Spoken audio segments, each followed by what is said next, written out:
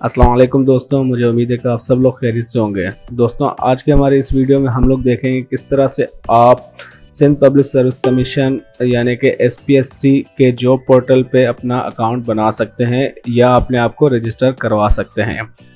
और उसके बाद हम लोग देखेंगे किस तरह से आप अपनी क्वालिफ़िकेशन के मुताबिक किसी भी जॉब पर अप्लाई कर सकते हैं। तो सबसे पहले आपने गूगल पे आना है और यहाँ पर SPSC के ऑफिशियल वेबसाइट पे आ जाना है। जैसे आप आएंगे तो आपके सामने अनाउंसमेंट्स का एक पॉपअप होगा, आपने इसको क्लोज कर देना है। राइट टॉप पे अप्लाई ऑनलाइन का बटन आ रहा होगा, आपने इस पर क्लिक कर देना है। जैसे इस पर आप क्लिक करेंगे तो आपके सामने साइन इन का एक पेज ओपन हो जाएगा। आपने इसके नीचे दिए हुए बटन साइन अप पे क्लिक कर देना है। उसके बाद आपने यहाँ पे अपनी बेसिक इन्फॉर्मेशन जैसे कि अपना कंप्लीट नाम एज पर यूर NIC यहाँ पे एंटर कर देना है। ठीक है, उसके बाद आपने अपना NIC विदाउट डैशेस यहाँ पे एंटर कर देना है। उसके बाद आपने मोबाइल नंबर वो देना है जो कि किसी भी अदर नेटवर्क पे कन्वर्ट हुआ ना हो। ठीक है, और जो मोबाइल नंबर होगा स्टार्ट 92 से होगा, वो आपने यहाँ पे एंटर कर देना है। उसके बाद आपने अपनी ईमेल दे देनी है यहाँ पर।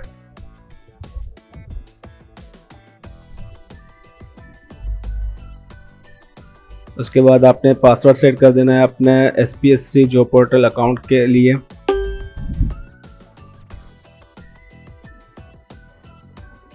ठीक है, उसके बाद आपने रजिस्टर बटन पे क्लिक कर देना है।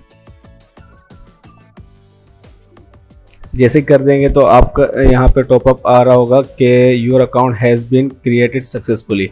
ठीक है, तो उसके बाद आपने लॉगिन होना है। तो यहाँ पे आपने NIC देना है अपना, और उसके बाद जो आपने पासवर्ड सेट किया था वो आपने यहाँ पर एंटर कर देना है। और यहाँ पर अगली बार पासवर्ड ना पूछे इसलिए आपने रिमेंबर मी पे क्लिक कर देना है और लॉगिन पे कर देंगे। तो दोस्तों, जैसे ही आप लॉगिन बटन पे क्लिक करेंगे तो आपके सामने जॉब पोर्टल का डैशबोर्ड ओपन हो जाएगा और उसके साथ ही आपके पास एक वेलकम मैसेज शो हो रहा होगा जो कि आपने रीड करना है। उसके बाद आपने कंटिन्यू पे क्लिक कर देना है। जैसे ही करेंगे तो सामने आपकी बेसिक इन्फॉर्मेशन आ रही होगी जो कि आपने अकाउंट बनाते वक्त प्रोवाइड की हुई है। उसके बाद आपने सबसे पहले आपने अपनी इन्फॉर्मेशंस और जो प्रोफाइल है उसको आपने अपडेट करना है ताकि आपके अपनी क्वालिफ़िकेशन के मुताबिक जॉब पे अप्लाई कर सकें। तो सबसे पहले आपने आना है पर्सनल इन्फॉर्मेशन पर और यहाँ पर आपने फादर नेम एंटर कर देना है। ठीक है, अगर आप फीमेल मैरिड कैंडिडेट हैं तो आपने यहाँ पर अपने हस्बैंड का नाम यहाँ पर एंटर कर देना है। उसके बाद पोस्टल एड्रेस आपने एंटर कर देना है। तो दोस्तों, उसके बाद आपने परमानेंट एड्रेस पे आ जाना है। वो एंटर करने के बाद आपने दो चीज़ों का बहुत ही ख़ास ख्याल रखना, एक है डोमिसाइल, दूसरा है डेट ऑफ बर्थ। क्योंकि एक दफ़ा ये एंटर हो गए और आपने प्रोफाइल सेव कर दी तो उसके बाद ये चेंज नहीं हो सकेंगी और ये चेंज करवाने के लिए आपको SPSC के दफ्तर जाना पड़ेगा। तो इस परेशानी से बचने के लिए आपने ये सही तरीके से फिल करनी है। तो आपने डोमिसाइल अपना सेलेक्ट करना है, अर्बन या रूरल। ठीक है, उसके बाद आपने डेट ऑफ इशुएंस, जिस तारीख को आपको डोमिसाइल इशू हुआ है वो आपने एंटर कर देनी है। उसके बाद डिस्ट्रिक्ट ऑफ डोमिसाइल आपने सेलेक्ट कर देना है। ठीक है, ये एंटर कर देने के बाद आपने डेट ऑफ बर्थ पे आना है। ठीक हो गया, और बाकी बेसिक डिटेल्स हैं जो कि अगर आप गवर्नमेंट सर्वेंट है तो आपने यस पे क्लिक कर देना है। जेंडर है, उसके बाद रिलीजन है और वगैरह वगैरह। ठीक है, तो ये चीज़ें मुकम्मल होने के बाद आपने आ जाना है राइट साइड सेक्शन पे जो कि लिखा हुआ है पिक्चर या इमेज वगैरह, तो आपने वो अपलोड कर देनी है। तो इमेज के जो गाइडलाइंस हैं वो नीचे दी गई हैं कि photograph must be taken against a white background. आपकी जो तस्वीर होगी वो वाइट बैकग्राउंड में होगी, उसके जो डायमेंशन होगी वो 350 बाय 467 होगी। ठीक है, फ़ोटोग्राफ 6 महीने से ज़्यादा पुराना ना हो और इस तरह की बेसिक चीज़ें जो हैं आपने रीड कर देनी है अपलोड करने से पहले। तो दोस्तों, पिक्चर गाइडलाइंस रीड करने के बाद आपने टॉप बॉक्स पे आ जाना है जहाँ पे कैंडिडेट इमेजेस लिखा हुआ है। आपने जैसे इस पर क्लिक करेंगे तो आपके फाइल लोकेशन जहाँ पे आपकी तस्वीर पड़ी है, आपने वहाँ पे जाके अपनी तस्वीर सेलेक्ट कर देना है और आपने ओपन पे क्लिक कर देना है। जैसे करेंगे, अगर ये तस्वीर आपके पिक्चर गाइडलाइंस के मुताबिक होगी तो वो यहाँ पर शो हो रही होगी। उसके बाद आपने अपलोड पे क्लिक कर देना है। ठीक है, तो जैसे ही आप क्लिक करेंगे तो यहाँ पर आपकी तस्वीर अपडेट हो गई है और यहाँ पर आपकी जो तस्वीर है प्रोफाइल पर वहाँ पर शो होना स्टार्ट हो जाएगी। दोस्तों यहाँ पर एक ख़ास चीज़ का आपने ख्याल रखना है कि जो आपने इन्फॉर्मेशन जैसे कि फादर नेम, पोस्टल एड्रेस वगैरह वगैरह आपने जो एंटर की है वो आपने तस्वीर अपलोड करने से पहले नीचे दिए हुए सेव बटन पे जाकर सेव कर देनी है। अगर नहीं करेंगे तो जब आप तस्वीर अपलोड करेंगे तो आपका डेटा सेव नहीं होगा।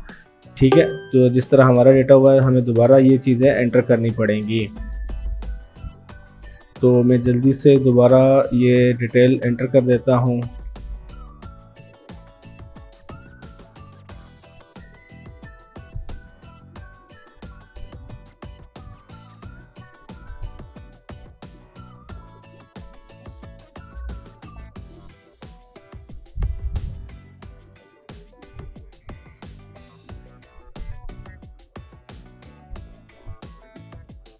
ठीक है, तो जैसे आप ये अपनी बेसिक इन्फॉर्मेशन एंटर कर देंगे तो आपने यहाँ पे सेव पे क्लिक कर देना है।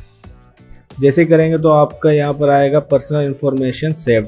अब आप यहाँ पर देखेंगे तो फादर नेम पे ये आ रहा है, आप इसको एडिट कर सकते हैं। परमानेंट एड्रेस, पोस्टल एड्रेस को भी आप कर सकते हैं। जैसे कि मैंने आपको बताया कि डोमिसाइल और डेट ऑफ बर्थ ये दोनों लॉक हो जाएंगी, ये अब आप चेंज कभी भी नहीं होंगी जब तक कि आप SPSC के दफ्तर जाकर चेंज न करवाएं। इन केस ऑफ के आपने गलती से कोई इंफॉर्मेशन गलत एंटर कर दी हो। ठीक है, तो ये आपने कर देना है। उसके बाद आपने आना है एजुकेशन इंफॉर्मेशन पर। जैसे आएंगे तो यहाँ पर ऐड का बटन आ रहा है। ठीक है, आपने ऐड पे आना है। सबसे पहले आपने डिग्री का टाइटल एंटर करना है स्टेप वाइज। सबसे पहले आपने मैट्रिक करना है, फिर उसके बाद आपने SSC किया हुआ है यानी कि सिंपल मैट्रिक है या O लेवल है, तो आपने यहाँ पे सेलेक्ट करना है बोर्ड कौन सा है आपका। यहाँ पर आपने बोर्ड सेलेक्ट कर देना है।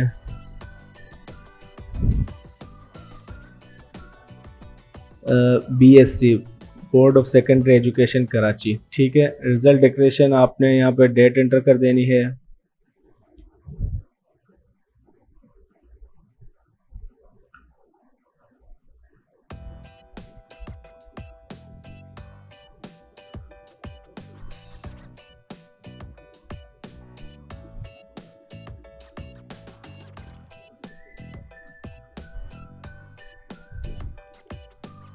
और उसके बाद आपने CG पे जो ग्रेडिंग है, ग्रेडिंग सिस्टम के हिसाब से आपने ग्रेड पे क्लिक कर देना है और ग्रेड कौन सा है आपका परसेंटेज के हिसाब से आपने यहाँ पर सेलेक्ट कर देना है।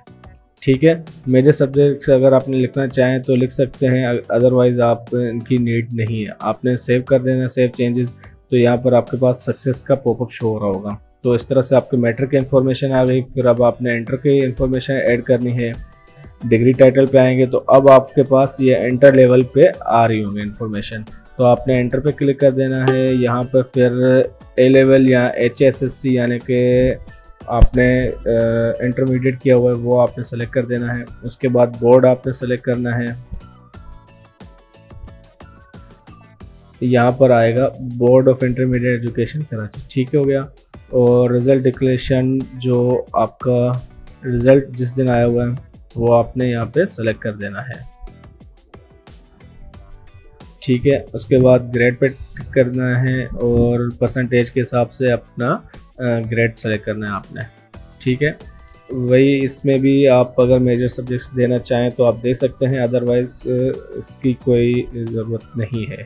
सेव चेंजेस पे क्लिक करेंगे, आपके पास सक्सेस का पॉपअप आएगा। तो दोस्तों, इंटरमीडिएट के बाद अब हमें अपनी ग्रेजुएशन की एजुकेशनल इन्फॉर्मेशन डालनी है। तो उसके लिए फिर से हम ऐड बटन पे आएंगे और यहाँ पे डिग्री टाइटल सेलेक्ट करेंगे, बैचलर, उसके बाद डिग्री टाइप यानी कि बैचलर आपने कौन सी फील्ड में की। आर्ट्स है जैसे BA बैचलर ऑफ आर्ट्स हो गया, BS बैचलर ऑफ साइंस या BE बैचलर ऑफ इंजीनियरिंग वगैरह, इस तरह से आपने सेलेक्ट करना है। तो मैंने यहाँ से सेलेक्ट कर दिया बैचलर ऑफ साइंस BS। उसके बाद आपने स्पेशलाइजेशन कौन सी फील्ड में की हुई है, ठीक है। तो आपने यहाँ पे सर्च भी कर सकते हैं आप, यहाँ पर मैंने कर दिया कंप्यूटर साइंस, ठीक है।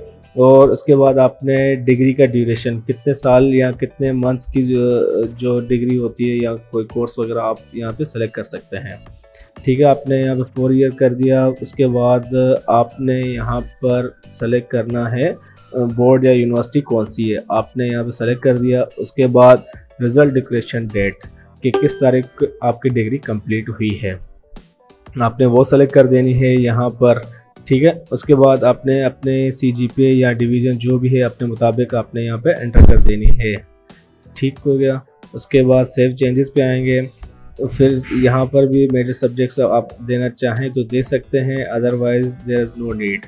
Okay, save changes success, okay. तो दोस्तों ग्रेजुएशन की इंफॉर्मेशन एंटर करने के बाद हमारा एजुकेशनल इंफॉर्मेशन सेक्शन मुकम्मल हो चुका है। अगर आप बैचलर्स के अलावा भी कोई डिग्री की हुई है तो आप वो भी एंटर कर सकते हैं, ठीक है। तो उसके बाद हम आएंगे रजिस्ट्रेशन और सर्टिफिकेट्स के सेक्शन पे।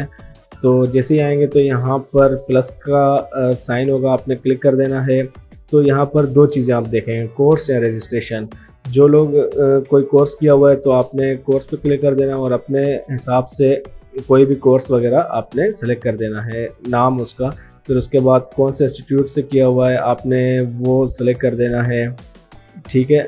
और उसके बाद इंस्टीट्यूट की लोकेशन कहाँ है, ग्रेड्स क्या थे आपके, कितने हफ्तों का था, मतलब जो आपका कोर्स है वो आपको वीक्स में कन्वर्ट करके यहाँ पे एंटर कर देना है, रिजल्ट डिक्लेरेशन डेट्स वगैरह, ठीक है। वो कर देने के बाद आपने सेव चेंजेस कर देनी है।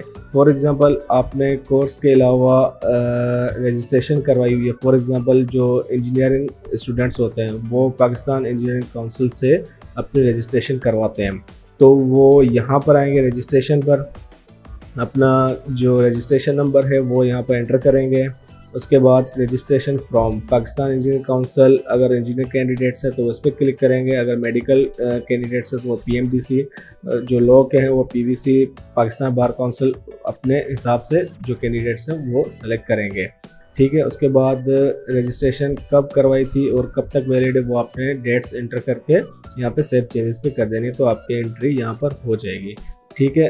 तो ये हमने कर, तो दोस्तों रजिस्ट्रेशन कोर्स सेक्शन कंप्लीट होने के बाद आपने रिसर्च पब्लिकेशन पे आना है।